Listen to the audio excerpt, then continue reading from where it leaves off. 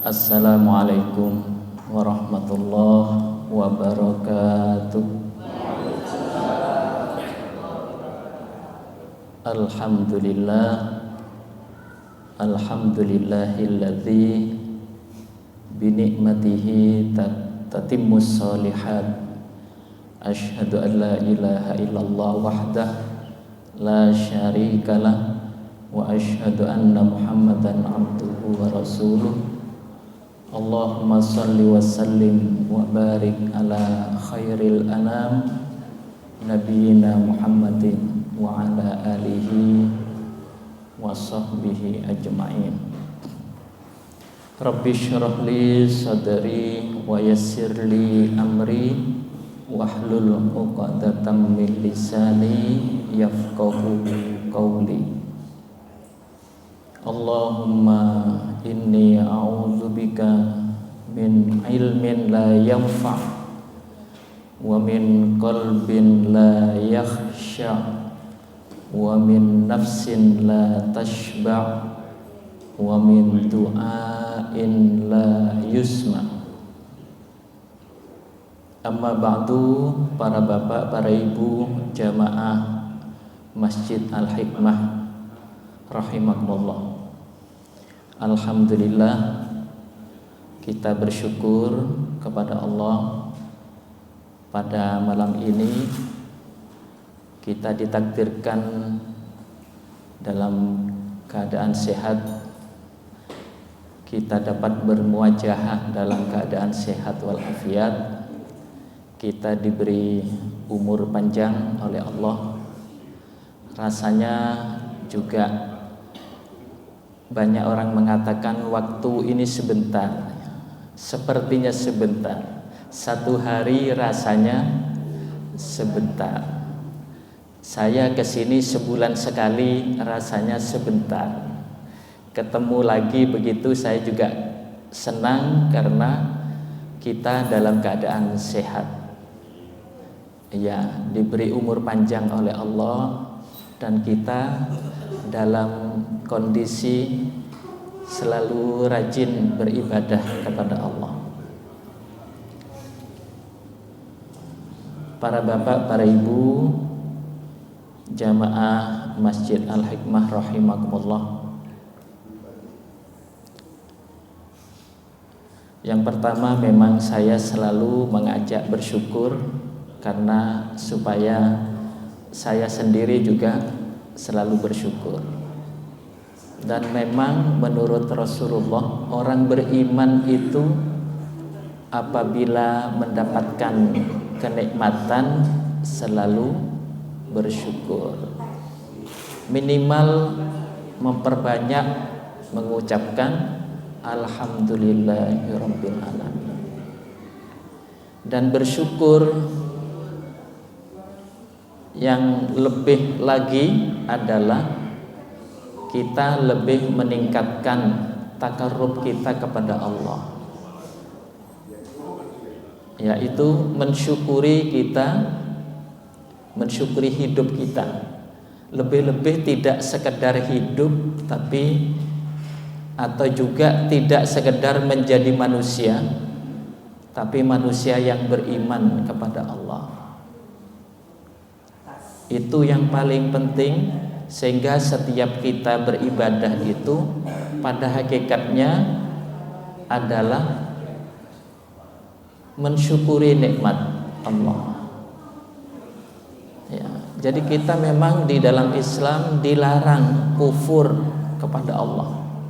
Artinya tidak mengakui semua itu pemberian Allah Subhanahu wa ta'ala. Jadi jangan sampai hati kita berubah. Jadi selalu tetap bahwa semua nikmat yang kita rasakan itu dari Allah. Ya, jadi tidak boleh hati kita tidak mengakui. Kalau tidak mengakui semua apa yang kita capai itu semuanya pemberian Allah Subhanahu wa ta'ala. Jadi sangat penting Allah itu selalu menentukan, bukan kita yang menentukan. Bahkan kalau kita beribadah itu sebenarnya kita yang butuh kepada Allah, bukan Allah yang butuh kepada manusia. Jadi kita yang butuh kepada Allah, bukan Allah yang butuh kepada kita. Jadi Allah itu tidak butuh kepada apapun, ya. Allah itu tidak butuh kepada apapun dan tidak butuh kepada siapapun. Jadi Allah Maha Kuasa, sehingga banyak di dalam Al-Quran itu kan, innallaha ala kulli syai'in qadir. Nggih, matur nuwun, Pak. Wah, beraneka.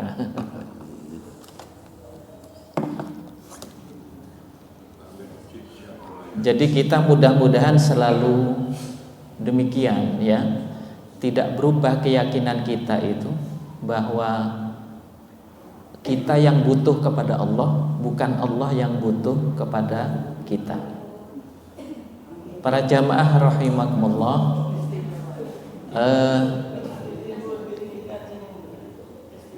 kalau kita mensyukuri nikmat Allah tadi itu kan, Rasulullah pernah menyatakan,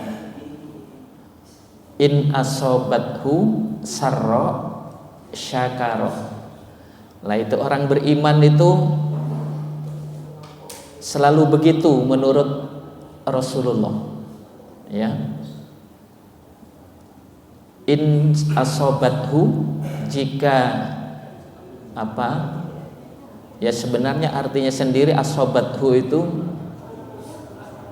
menimpa kepada dirinya, yaitu sarra, kesenangan atau nikmat, itu ya. Nah, kalau menimpa kepada orang beriman mendapat nikmat dari Allah itu apa? Syakara, kata Rasulullah. Dan kita memang harus selalu berupaya begitu. Kalau mendapatkan kenikmatan, dan kita ini insya Allah setiap saat mendapat nikmat dari Allah, syakara, selalu bersyukur, gitu ya. Mudah-mudahan kita selalu bersyukur, tidak lupa untuk memperbanyak alhamdulillah, ya. Makanya kalau kita setiap saatnya itu mudah-mudahan ingat begitu, ya. Duduk ingat alhamdulillah, ya. Itu minimal itu, ya, bersyukurnya yang seperti itu. Jadi memperbanyak alhamdulillah. Kemudian yang kedua kata Rasulullah, in asobathu dharra sobaro. Jika mendapatkan kesusahan, kesedihan, sobaro, fakana khairan lahu. Jadi selalu sabar apabila mendapatkan sesuatu yang tidak menyenangkan dalam hidup ini. Sabar itu tahan uji, ya. Sabar itu bisa tahan, itu mengatasi, ya. Bisa mengatasi sesuatu yang dihadapi yang tidak disukai sebenarnya. Apa yang terjadi itu tidak disukai, kita itu tahan uji. Jadi misalnya ada yang sakit, ya diperiksakan ke dokter, misalnya begitu, ya. Itu namanya sabar, mengatasi apa, kesusahan, gitu ya. Kesusahan apapun, nah itu namanya sobaro. Di dalam hadis itu ya diingat-ingat aja ibu-ibu, ya, gampang. Bersyukur itu syakaro. Orang beriman itu selalu bersyukur kalau mendapatkan kenikmatan apapun. Syakaro, selalu bersyukur kalau mendapatkan kesusahan. atau nikmatnya dicabut itu selalu sobaro, bukan sabara tapi sobaro. Sobaro itu sabar, tahan uji. Ya memang bahasa Arab itu dari sobaro jadi sabar gitu ya. Nah, jadi sobaro aslinya syakaro, bersyukur. Dan kita bersyukur pula kalau kita diberi umur panjang oleh Allah ini, kita gunakan untuk beribadah yang rajin ya. Amal kita penuh dengan kebaikan, itu yang penting. Sehingga Rasulullah memberikan gelar kepada kita khairun nas. Khairun nas itu sebaik-baik manusia. Sebaik-baik manusia itu adalah mantola umruhu wa hasuna amaluhu. Mantola umruhu, orang yang panjang umurnya ya. Wa hasuna, baik ya, amaluhu, amalnya. Nah ini mudah-mudahan ada pada diri kita dan selalu begitu ya. Dengan umur panjang yang ini merupakan anugerah dari Allah.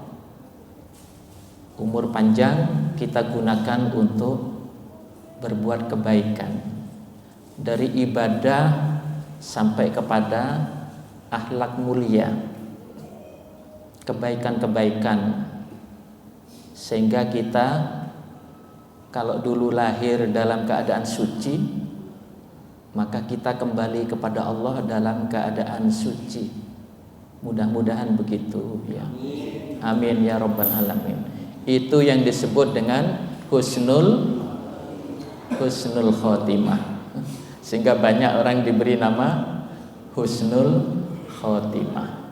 Husnun itu artinya baik, khotimah itu menutup. Nah, jadi menutup umurnya itu dengan kebaikan ya. Maka tutuplah atau akhiri kehidupan kita itu dengan penuh kebaikan ya, bukan sebaliknya ya, yang su'ul khotimah. Su itu jelek, khotimah itu menutup atau akhir, berakhir dengan kejelekan, naudzubillah. Jadi kata Rasulullah, gelarnya bagi orang yang panjang umur dan amalnya baik itu khairun nas. Ingat-ingat ya, khairun nas itu sebaik-baik manusia. Kalau diberi panjang umur oleh Allah, digunakan untuk kebaikan. Apalagi kebaikannya berbentuk ibadah seperti ini. Bapak-bapak, ibu-ibu rajin ibadah itu luar biasa.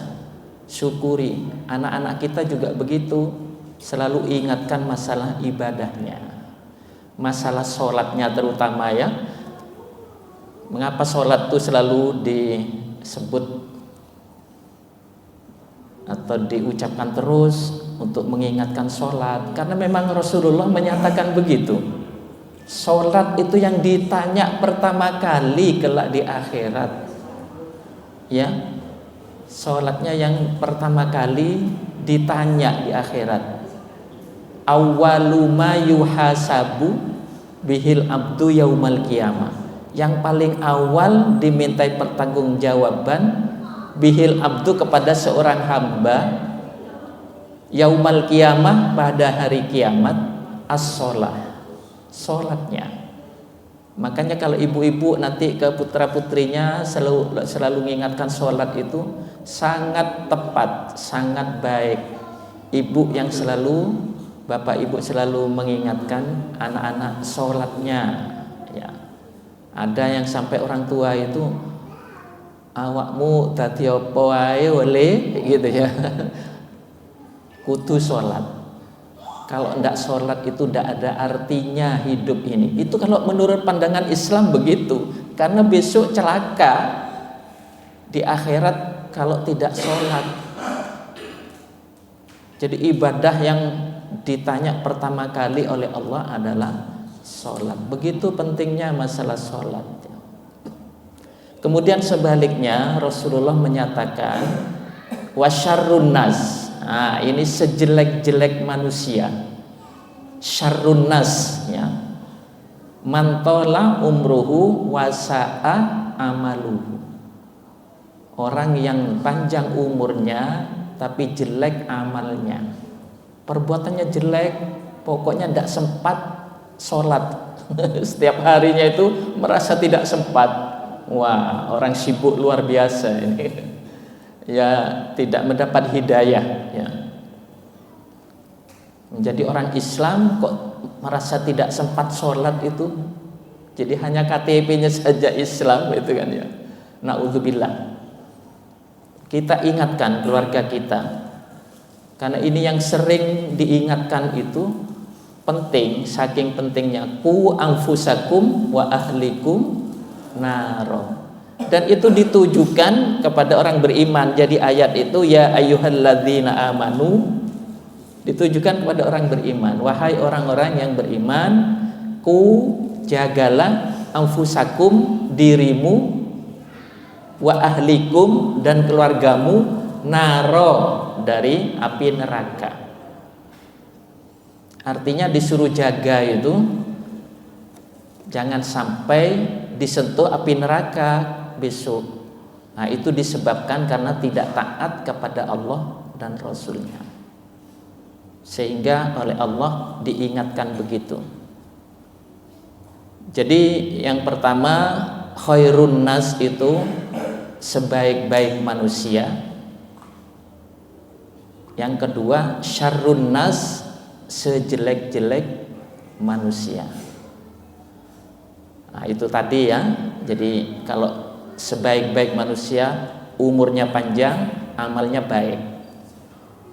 Kalau sejelek-jelek manusia, umurnya panjang tapi amalnya jelek. Para jamaah, Bapak Ibu rahimakumullah, yang lalu Bapak Suparman bertanya tentang maghfirah.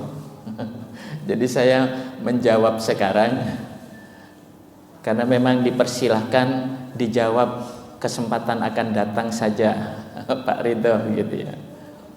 Nah, saya ini dipanggil dua nama saya. Dipanggil Pak Soleh atau dipanggil Pak Ridho. Gampang, Soleh Ridho. Jadi kalau dipanjangkan lagi bisa Ridho Allah. Disingkat jadi Soleh Ridho. Bapak Ibu, jadi masalah maghfirah yang ditanya Bapak Suparman. Maghfirah itu ampunan, ya, ampunan dari kata-kata ghafara yaghfiru, maghfirah. Ghafara itu mengampuni. Jadi kalau ada kata-kata ghafara di dalam Al-Quran, Allah itu mengampuni, ya, atau yaghfiru. Kalau ghafara karena bentuk fi'il madhi atau bentuk past tense. Tapi yang bentuk present tense, yang fi'il mudhari, sedang dan akan. Jadi tensesnya kalau bahasa Arab itu sedikitnya. Kalau tensesnya bahasa Inggris lebih banyak sebenarnya. Tapi kata orang lebih mudah bahasa Inggris. Lebih sulit bahasa Arab katanya. Jadi kalau masalah waktu, ya, bahasa Arab itu hanya telah, sedang, dan akan, gitu saja. Jadi kalau telah itu disebut fi'il madhi, kata kerja lampau. Kalau fi'il mudhari itu kata kerja sedang dan akan, gitu saja. Ya, kita menjumpai nanti di dalam Al-Quran, ya. Jadi ghafara itu mengampuni, yaghfiru juga mengampuni. Kemudian pengampun itu kalau di dalam Al-Quran ghafur, maha pengampun. Ada 3 macam setahu saya ya. Ghafur maha pengampun, Ghafir maha pengampun, Ghaffar maha pengampun. Ya. Itu. Iya, di dalam Al-Qur'an juga ada surat Ghafir, surat pengampun. Kalau pengampun itu yang mengampuni. Ya. Jadi ghafara yaghfiru itu mengampuni. Beda dengan istighfara. Yastaghfiru istighfar. Nah, jadi istighfar itu dari istighfara, yastaghfiru istighfar. Nah, kalau itu artinya istighfara yastaghfiru istighfar ini artinya minta ampun. Kalau tadi ghafara yaghfiru itu hanya Allah yang bisa mengampuni dosa kita. Kalau istighfar kita melakukan istighfar minta ampun ya. Istighfar itu minta ampun. Makanya Rasulullah memberi contoh, Rasulullah 100 kali ya, mi'ata marrat. Istighfarnya Rasulullah itu 100 kali. Kalau kita itu bisa dihitung setiap sesudah sholat fardu istighfar mungkin 3 kali ya, 3 kali 5, jadi hanya 15 kali istighfar. Astaghfirullahaladzim alladzi la ilaha illa huwal hayyul qayyum wa atubu ilaih. Kemudian berikutnya lagi hanya setiap sesudah, pokoknya sebelum Allahumma antas salam itu istighfar ya. Minta ampun kepada Allah. Minta ampun tentang apa? Tentang dosa-dosa kita. Jadi setiap sesudah sholat kita istighfar. Nah ini tidak hanya, kalau di dalam hadis itu tidak hanya disuruh di dalam setelah sholat. Di luar sholat kita banyak istighfar itu. Malah menurut keterangan di hadis itu mudah rezekinya. Orang banyak istighfar itu juga memudahkan rizki ya, kepada seseorang yang selalu istighfar. Astaghfirullahaladzim, saya mohon ampun kepada Allah yang maha agung. Itu astaghfirullahal-azim, saya mohon ampun kepada Allah yang maha agung. Itu ya.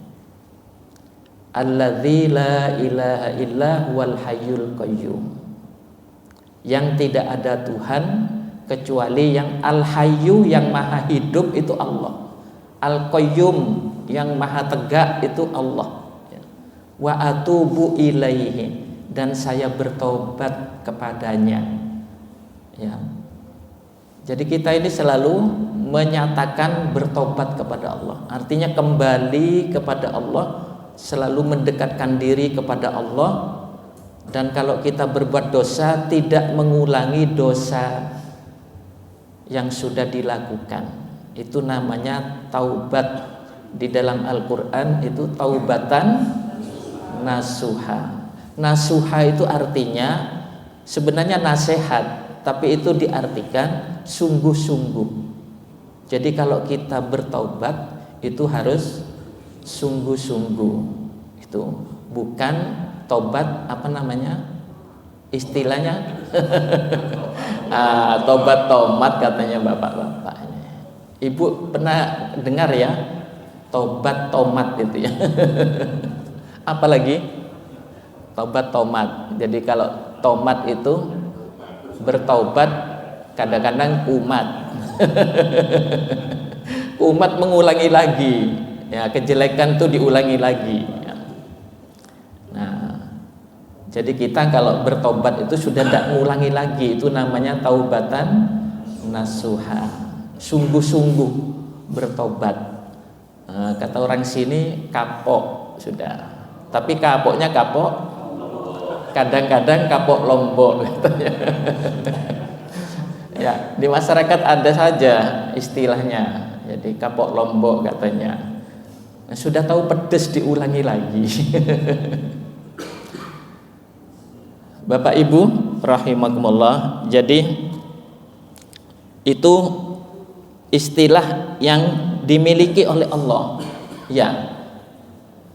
Makanya kita yang terpenting itu lagi, kalau kita minta ampun kepada Allah itu, ini juga perlu diingatkan anak-anak kita agar membaca doa yang memintakan agar kedua orang tua itu dosanya diampuni dan juga dirahmati oleh Allah.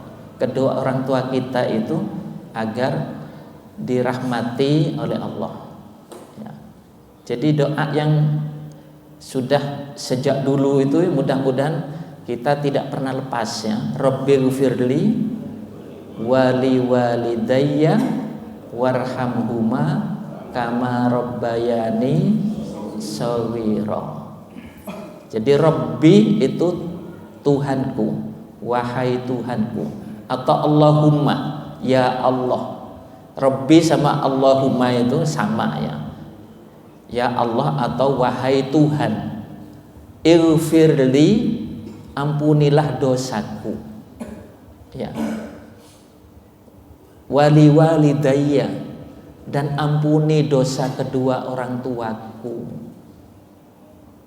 Ya, wali walidayya, ampuni dosa kedua orang tuaku.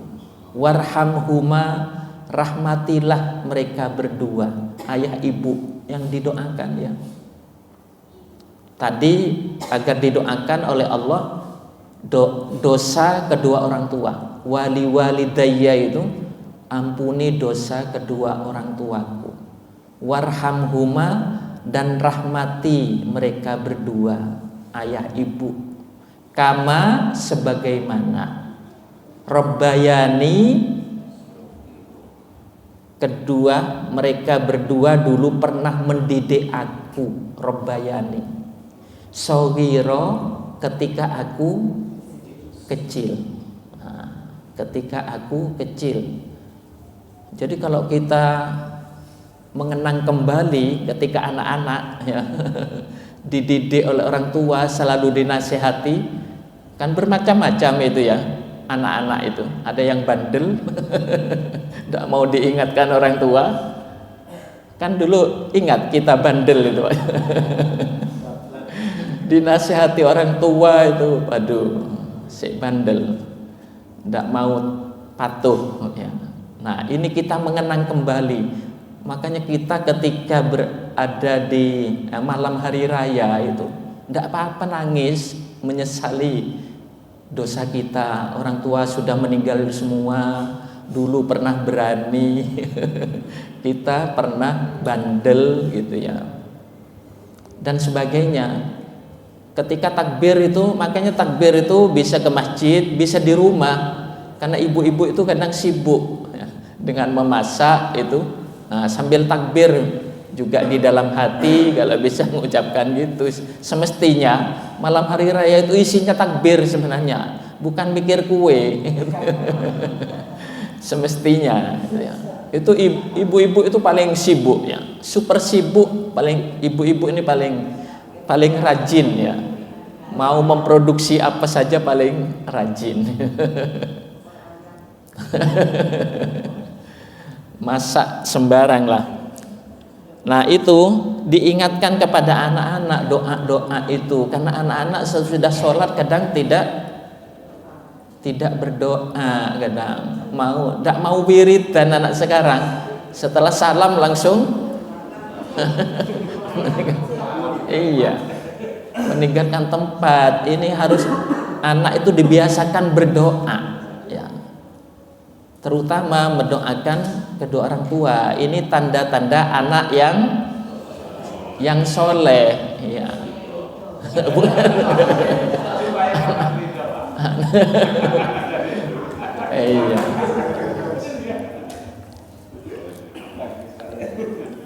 Jadi itu ada ghafir, ada ghafur, ada ghaffar ya. Innallaha ghafurur rahim. Banyak ayat-ayat yang innahu kana ghaffara. Ya. Ghaffar, ghafur, ghafir itu yang mengampuni artinya, yaitu Allah yang dimaksud. Pokoknya semua yang ada di itu yang maha, pokoknya yang ada di Asmaul Husna 99 itu yang maha semua, itu nama-nama Allah, ya, nama lain daripada Allah, ya. Jadi kembali kepada Allah. Makanya kalau ada anak nama Abdullah itu hamba Allah. Kalau ada nama anak Abdul Ghafur, hambanya yang maha pengampun. Jadi dia hambanya siapa? Hambanya yang maha pengampun. Yang maha pengampun itu siapa? Allah. Jadi tetap kepada Allah ini, ya, gitu. Abdul Hakim, hambanya yang maha bijaksana. Hakim itu bijaksana. Jadi Allah itu Allah maha bijaksana. Kalau hakim sekarang bijaksana atau ada yang bijaksana, ada yang bijaksini katanya. Itu jadi kalau manusia itu bukan maha, itu sebenarnya hakim itu artinya di Asmaul Husna itu, ya, maha bijaksana itu kembali kepada Allah. Hanya Allah yang maha bijaksana. Kalau manusia ini tidak bisa dijamin, ya, dan memang tidak punya hak untuk maha, ya. Untuk bijaksana aja sulit, apalagi maha. Maha itu hanya milik Allah. Gitu ya. Bapak Ibu rahimakumullah, ternyata orang yang mendapat maghfirah itu termasuk orang yang hijrah. Tuh Subhanallah, di Al-Anfal 74, walladzina amanu. Pertama, orang yang dapat ampunan maghfirah itu orang yang beriman. Wahajaru, orang yang berhijrah. Wajahadu, orang yang berjihad, berjuang, ya. Nah, ini semua fi'il madhi, ini ya, bentuk lampau, ya. Jadi kalau bentuk lampau itu pasti gitu ya, di dalam Al-Quran dinyatakan fi sabilillah. Jadi orang beriman yang berhijrah dan berjihad di jalan Allah. Walladzina awau, dan orang-orang yang memberi tempat. Wa nasoru, dan mereka yang menolong. Nah, ini juga kata kerja bentuk lampau. Nasoru dari nasoro nasoru. Menolong. Nasoru, mereka menolong. Ulaika humul mu'minuna haqqo. Mereka itu adalah orang yang benar-benar beriman. Kalau beriman, berhijrah, berjihad, menolong dan sebagainya, nah itu menurut Allah orang-orang yang benar-benar beriman. Ulaika humul mu'minuna haqqo. Haqqonya itu sungguh-sungguh. Orang beriman yang sungguh-sungguh. Gitu ya. Kemudian lahum maghfiratu wa rizqun karim. Lahum, bagi mereka, atau mereka dapat apa? Maghfirah, ampunan. Dosanya diampuni oleh Allah. Jadi kita harus yakin kalau ditanya seperti apa ampunannya, Pak, atau kapan gitu ya. Lah kita beriman kepada Al-Quran, dan nanti di akhirat kita akan diperlihatkan juga buku-buku catatan amal baik dan amal buruk kita diperlihatkan. Gitu ya, semua kita ini direkam, kita nanti di video. Waduh, seperti apa ya kalau di video? Sekarang aja kita sering melihat videonya orang, ya. Nah itu nanti video kita sendiri ada diperlihatkan. Nah, makanya kalau kita rajin baca Al-Quran nanti ketemu itu mana yang video itu, ya. Mana yang diperlihatkan. Ya rohu itu dia akan melihatnya, gitu ya. Kemudian oleh orang diartikan diperlihatkan. Jadi dia sendiri orang itu melihatnya. Ya rohu. Nah, ya. Makanya tadi kalau bicara istighfar, fastaghfirhu, mintalah ampun kepadanya, nya Allah, gitu ya. Innahu kana tawwaba. Surat An-Nasr itu ya. Nah, jadi kalau ada hubungannya dengan minta ampun, itu itu nya, yang dimaksud Allah Subhanahu wa taala. Nah, itu kemudian warizqun karim, selain mendapatkan ampunan, rizqun karim itu artinya rezeki yang mulia, Pak.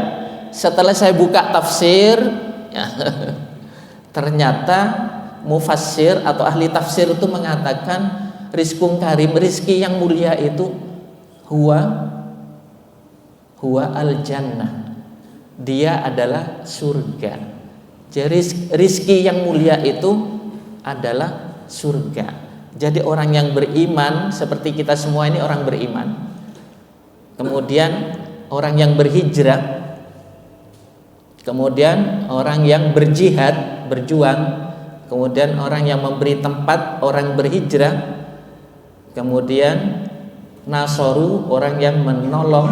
Nah, ini mendapat maghfirah, ampunan dari Allah, dosanya diampuni, dan ini adalah orang yang benar-benar beriman. Kemudian dapat maghfirah dan dapat rizki mulia, itu adalah surga. Bapak Ibu bisa buka surat Al-Anfal ayat 74. Nah, kata rahmah ini maghfirah ya, maghfirah itu ampunan. Makanya kalau ada keterangan kalau waktu Ramadan itu 10 hari yang pertama hari rahmat, gitu ya, rahmah. Asalnya bahasa Arab rahmah jadi rahmat. Kemudian yang 10 hari kedua maghfirah, sekalipun ini ikhtilaf ya, diperselisihkan dalil ini. Tapi kita mudah untuk mengingat 10 hari yang pertama Allah mencurahkan kasih sayangnya kepada orang-orang yang berpuasa. 10 hari yang kedua maghfirah, Allah mengampuni dosa-dosa orang yang berpuasa. 10 hari yang ketiga itkum minan nar, dijauhkan dari siksa api neraka. Jadi kita harus optimis kalau besok kita ini dijauhkan dari api neraka, dosa kita diampuni, begitu. Jadi harus optimis ya, apalagi kalau diterangkan oleh Al-Quran, oleh hadis, itu kuat. Itu memang kita disuruh beriman kepada Al-Quran, dan sepenuhnya Al-Quran 30 juz itu sebanyak 114 surat, sebanyak 6.666 ayat. Itu turunnya Al-Quran 23 tahun. 23 tahun, luar biasa. Jadi Rasulullah 13 tahun kemudian hijrah, itu diperintah oleh Allah. Di samping ada kekejaman dari kafir Quraisy ya. Di Al-Quran tuh wahjurhum, tinggalkan mereka itu, hijrahlah ya. Nah, hikmahnya besar itu. 13 tahun dicurigai Rasulullah itu dikiranya mau menguasai, mau berkuasa gitu. Kafir Quraisy itu curiga, khawatir menguasai Arab itu ya. Mekah 13 tahun. Ternyata kalau Rasulullah atas perintah Allah yang melalui malaikat Jibril dan berangkat. Nah, ceritanya kan itu ya. Sahabat Ali bin Abi Thalib disuruh menempati tempat tidurnya, itu langsung itu rencananya orang kafir Quraisy akan membunuh Rasulullah. Malamnya rumah Rasulullah itu dikepung akan membunuh Rasulullah. Sahabat Ali bin Abi Thalib menggantikan tempat tidurnya. Rasulullah lewat belakang, ternyata di luar itu yang mengepung tidak sekedar tertidur lelap tapi tidak sadar, kan begitu. Ini Allah melindungi Nabi Muhammad beserta ya terutama Nabi Muhammad ya, karena setelah itu menuju ke rumah sahabat Abu Bakar As-Siddiq. Kemudian langsung menuju ke sembunyi, dikejar itu disembunyi di Jabal Thur. Jabal Thur itu kan ada guanya, gua Thur. Jamaah haji maupun umroh tidak boleh